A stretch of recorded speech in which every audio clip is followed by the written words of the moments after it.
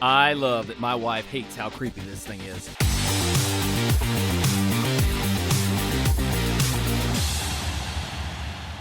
Shall we play a game? Hey there, my name's John, also known as Megahertz, and this is a project I've been working on for quite some time. It's a top-down RPG that's modeled after The Legend of Zelda: A Link to the Past. So, what's the difference between a game and a game that's fun to play? For a top-down RPG, I think what makes the difference is the combat. Combat that doesn't provide enough challenge and or is repetitive is pretty boring. But combat that's far too challenging makes us throw up our hands up in frustration and walk away. So what sort of things can we do to make combat not only possible, but fun? You might be surprised to learn that there's a huge amount of work that goes into making combat possible in a top-down RPG. And a great place to start is by designing a player attack animation.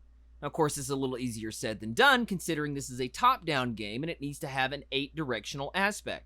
And as I stated in a previous devlog, I didn't want to cheat my animations, which means that the player's shield doesn't need to switch hands when it changes directions like Link does in The Legend of Zelda. So I had to make 8 unique animations just to pull off one attack. But then there's trying to figure out the coding involved in an 8-directional attack.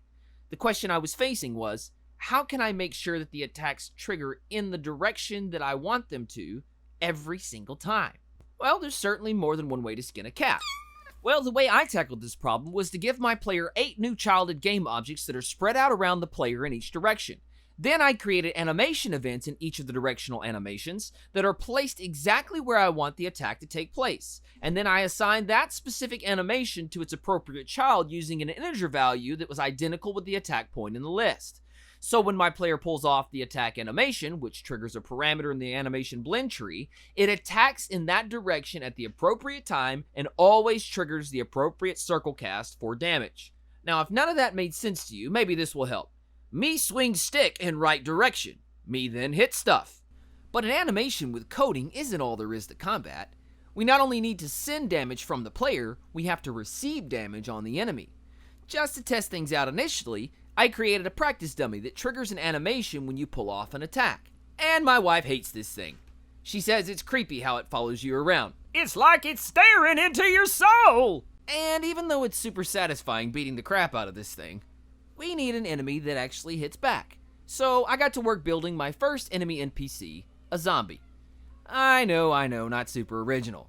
But I felt this enemy was a good choice to start with since it's a simple melee enemy.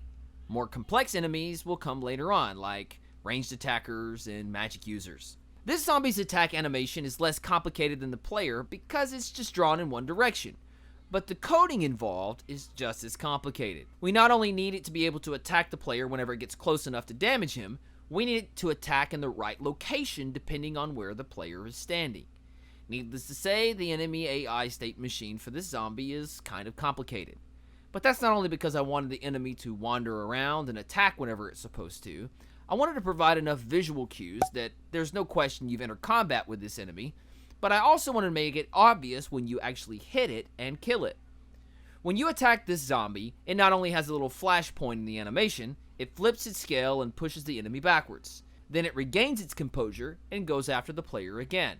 And of course, this pushback, recovery time, and speed of the enemy is adjustable, which could easily be set to a level of difficulty in the options menu later on down the road. And I know I might have gotten a little carried away, but I wanted to add just a little bit of flair to this zombie and make it look pretty. You probably noticed the green fog rising from the zombie, which I think creates the impression that this zombie carries a terrible stench. Not like you could use a shower, Stinky. I also added a small health bar at the enemy's feet so that the player knows how close the enemy is to death. And when it dies, it not only triggers a death animation, after a few seconds it sort of acts like elastic and Batman's out of there with a smoke bomb.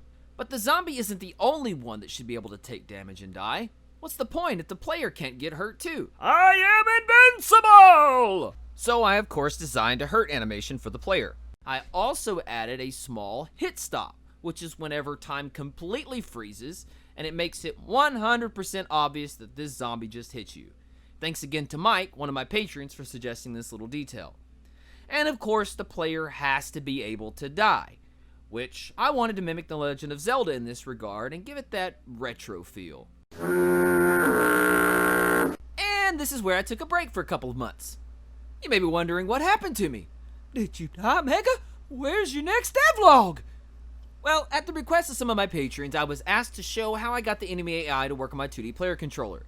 So, I took a break and did an entire series on just that. Be sure to check that out if you haven't done so. And yeah, I know, it's 2.5 hours long. But dude, how long do you think it takes to build something from scratch? Once I came back to this project, I took a look at my attack sequence and I thought, he's kinda hitting like a girl. Stop it, stop it, stop it. And I wanted him to hit like a man. Ha! Ha! So I redesigned it. This 3-phase attack, I feel, gives a lot more satisfying strikes. And I was gonna throw the original attack away, but once again, my patrons made an awesome suggestion. Leave it in, they said, and then the player has to progress to unlock the new attack.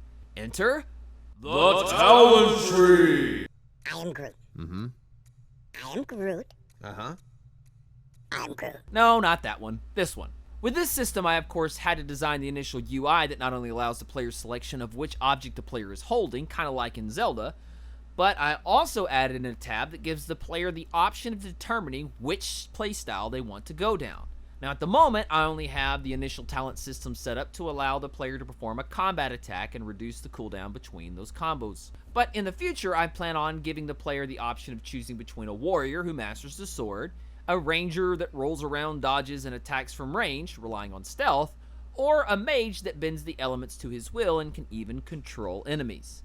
Now you should notice the difference between the attack and speed with no points spent versus 1 point spent, 2 points spent, and of course 3 points spent. It's a work in progress, but I think I like the way things are shaping up so far. Hopefully, you think so too. If so, you might be interested to learn that the whole purpose of this devlog is not so that I can make a marketable game, but so that I can show everyone exactly how I did it. Once again, I'm using Bolt Visual Scripting as the backbone of this build, and once I get it done, I'm going to be making a course on Udemy to show the start to finish process. Just a couple quick things before I go. If you want to get started making games instead of just playing them, I'd encourage you to check out my channel because on it I have several tutorials that should get you started using Bolt and even answer some of those difficult questions you might have along the way. For example, building a player controller and an enemy AI can be really challenging, but I've already got those tutorial videos published and they're waiting for you on my channel. Also, if you'd like to help support me on Patreon, you can be a part of my Discord community, and I'm even going to make this Udemy course either free or heavily discounted for those who help support me along the way. If nothing else, I could show you how to beat the crap out of this little guy. Anyway, I've got a long way to go before this project is complete, and I look forward to not only building it, but sharing it with you. And as always, thanks for joining me. My name is Megahertz, and I'm out.